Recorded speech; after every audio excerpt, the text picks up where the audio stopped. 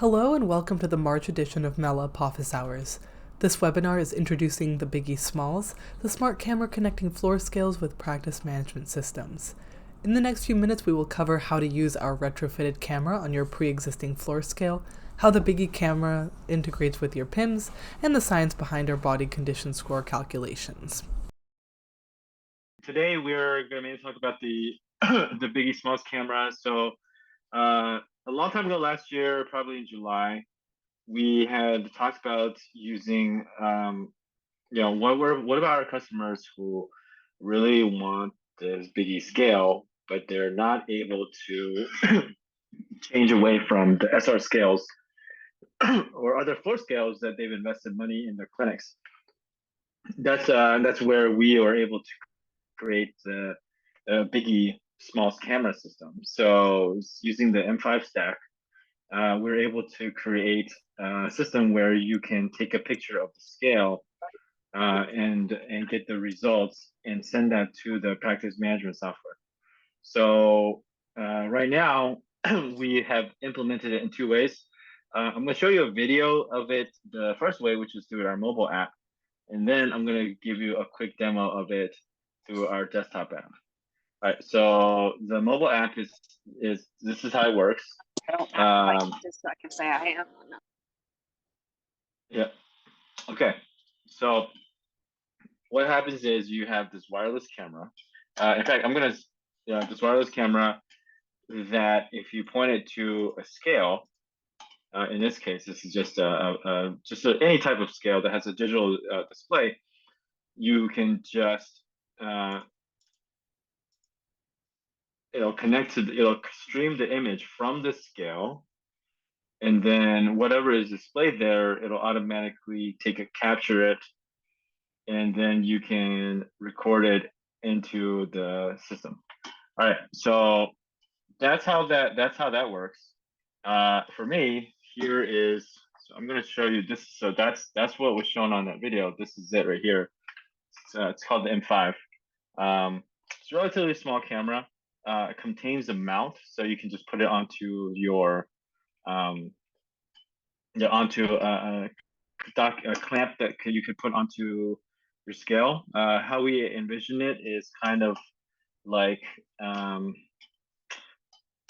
I'm going to share my desktop again. So how we envision this is that we'll have a clamp that will come bundled with the camera, and you can just clip it onto your existing floor scale or put it near where your scale is. So with this camera, I can go ahead and have it take an image. Okay, so this is all right. So the Mela Desktop Super app is right here.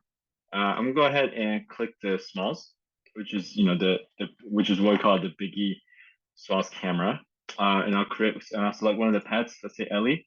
Right. Okay. Now you'll see this is a kind of an infinite mirror situation because the camera is pointing at my computer.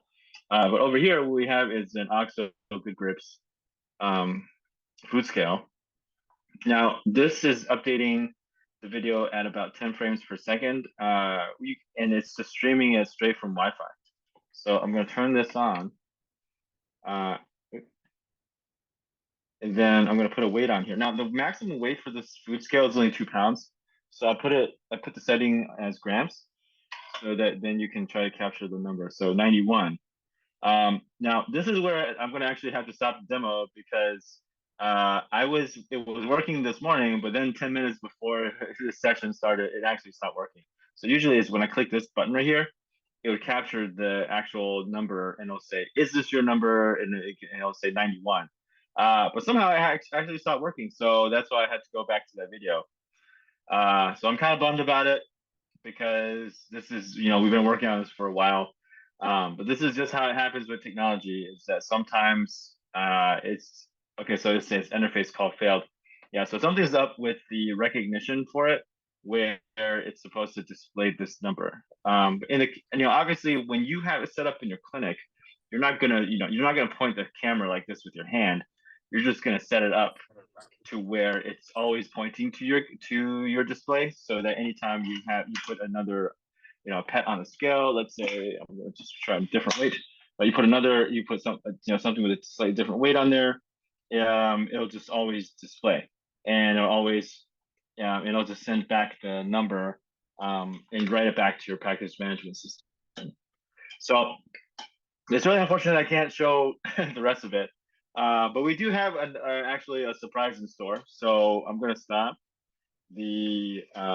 this for now, and move on to a really exciting topic that connects to this camera. So, all right. So Arthur, who has also joined the call, will be presenting the next segment. But here's the setup. So as you know, we had started working on the May Bowl, which is a food bowl that ties into our our food scales. And as part of that is the ability to be able to give you the nutritional information and measure your the amount of food that you're giving to your pet, and almost also how much food that pet's eating.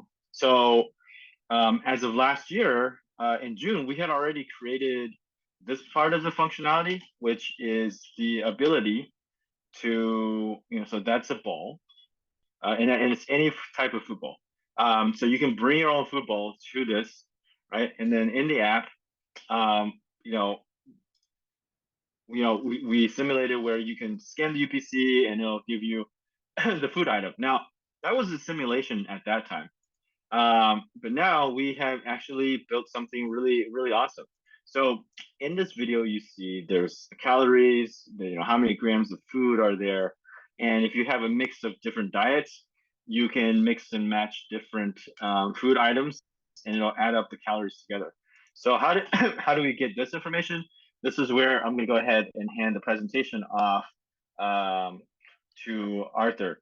This is going to be an application that reads barcodes from products that a user would buy, get the data related to the product title, and then get the corresponding nutritional information from Chewy's website, as most of the products that we think our customers may buy are probably going to be located, but we'll see later on how we will incorporate additional websites or databases for our nutritional lookups.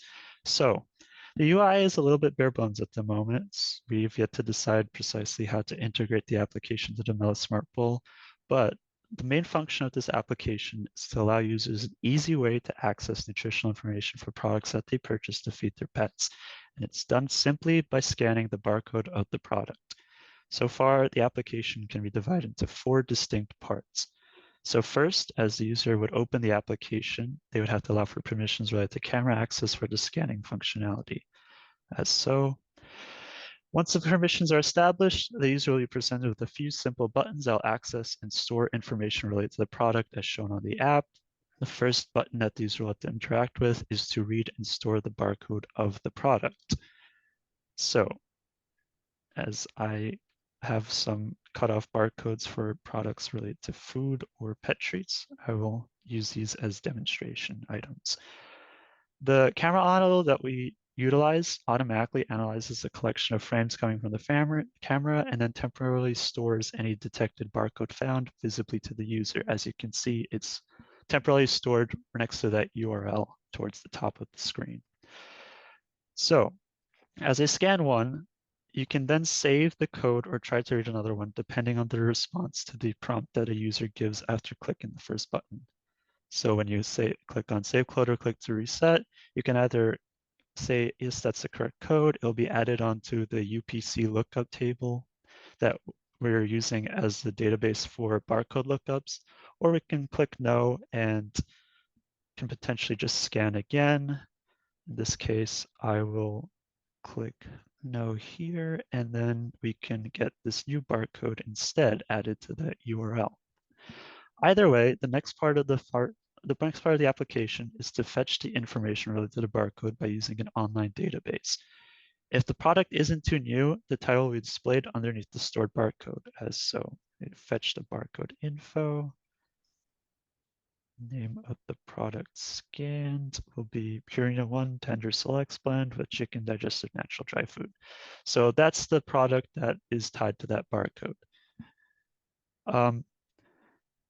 So after that, if the product name doesn't look correct, we can go back, say, try to delete the previous barcode and scan again. In this case, I will try the other product, say yes, fetch barcode info, and here we have a treat that is purchased for dogs. Either way, after the user confirms that this is in fact the correct product name, they can now get the nutritional information from the product using Chewy's website. I'll put the phone down because every time it sees a barcode, it will automatically show whatever it scans for a barcode at the top of the app that's used for debugging purposes. So the first button after the corresponding to that we've used so far simply finds the correct entry using the top result from Chewy's search results and redirects the user to that product's page.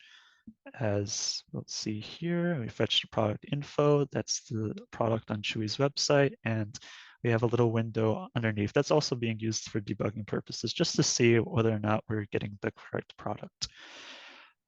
It can be expanded upon later on for more visual confirmation on the user side for the correct product, but we'll see how we're going to implement that in a bit.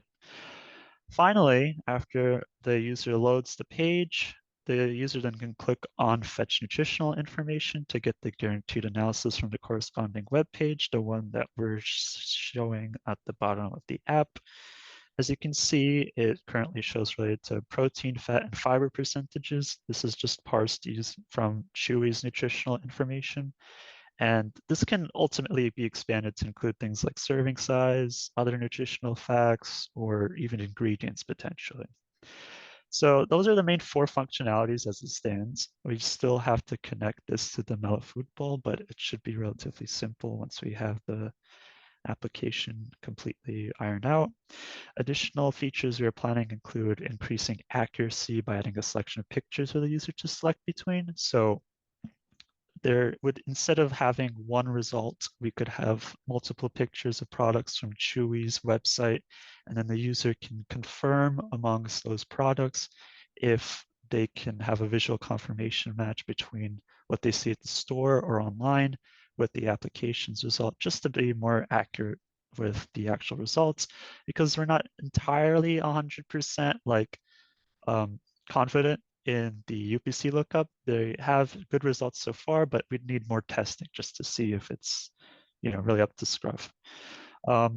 Also, we're planning on potentially adding a manual input for the user if the product is too new to be located in the database. And so they would be able to add keywords or the title of the product itself if it isn't shown on initial lookup, and then see if Chewy itself has the product listed. Either way, after those features are implemented, we plan on caching the relationship between barcodes and nutrition facts in Mela's food database, such that the lookup time for common products will be reduced among our clientele. And after a given duration, let's say a year for the time being, we plan on redoing the lookup in the case that a company decides to change the recipe and thus the resulting nutritional information. As I mentioned before, we may also include a redundancy lookup. So perhaps another e-commerce retailer for pet food site as like another backup for checking this food nutritional data. Because one, some of the product, it takes time for the manufacturers to get updated products to these e-commerce sites, and we could potentially see whether or not which ones are updated quicker than others, so we'll have the most up-to-date nutritional data. Either way, we envision this application as an automated way to tailor serving sizes and curate diets for pets given their owners' purchasing choices, while also potentially serving as a way to store information for easy access on veterinary visits. It can also be expanded to track a pet's changing nutritional intakes and their needs as they age, or their lifestyles as they adjust accordingly. But either way, all in all, it will be another building block in Mela's role of keeping track of and maintaining the best health and well-being for our animal companions. So that should be the demonstration. I can go through just to show it working for another product. Let's say the Purina one.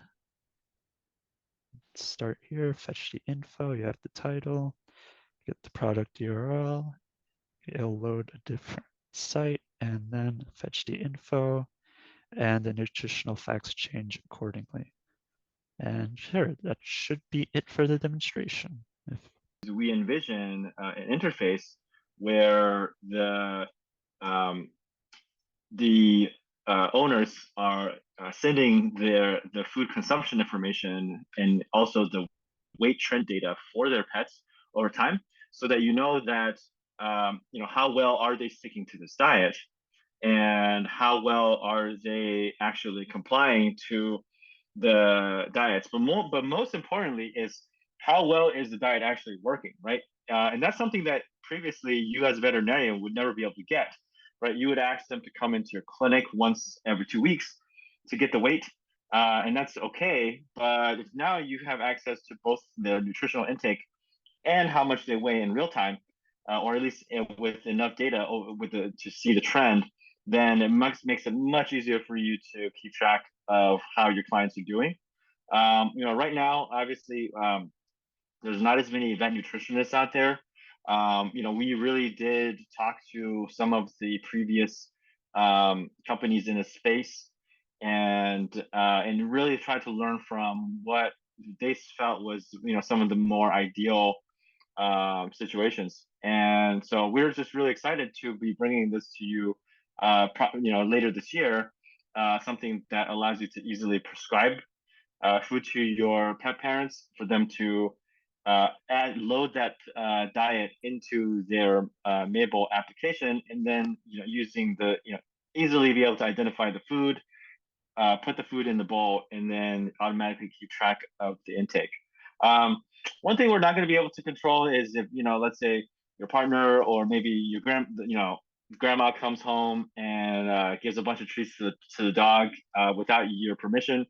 Because even I've been guilty of giving chicken to Possum, the one of the namesakes of our company.